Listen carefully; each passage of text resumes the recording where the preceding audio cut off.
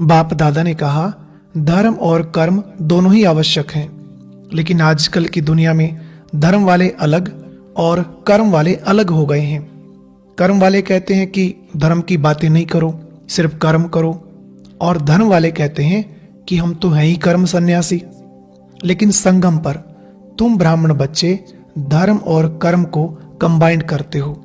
वैसे तो कहावत है कि एक म्यान में दो तलवारें नहीं रह सकती, लेकिन इस संगम पर असंभव बात भी संभव हो जाती है।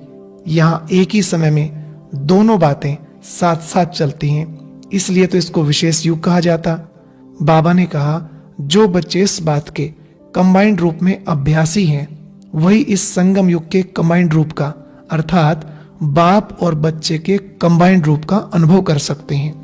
और फिर वही भविष्य प्रारब्ध का भी, अर्थात श्री लक्ष्मी और श्री नारायण के कंबाइंड रूप का भी अनुभव कर सकेंगे।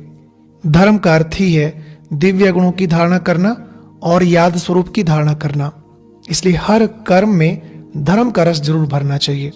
यदि कर्म के साथ धर्म कंबाइंड नहीं होगा, यानी धारणा युक्त कर्म नहीं करेंगे, योग युक्त कर्म नहीं होगा, तो वह कर्म साधारण होकर रह जाएगा। तो चेक करते रहो कि धर्म और कर्म दोनों साथ साथ चल रहे हैं।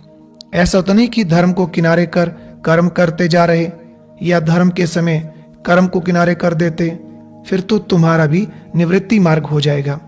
तुम्हारा तो वंडरफुल प्रवृत्ति मार्ग है ना। अगर अभी से कंबाइंड रूप के संस्कार नहीं भरेंगे, तो भविष्य में भी ये अनुभव कैसे कर सकेंगे।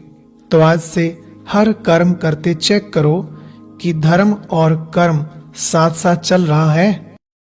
और अभी सुनते हैं आज की अव्यक्त मुरली।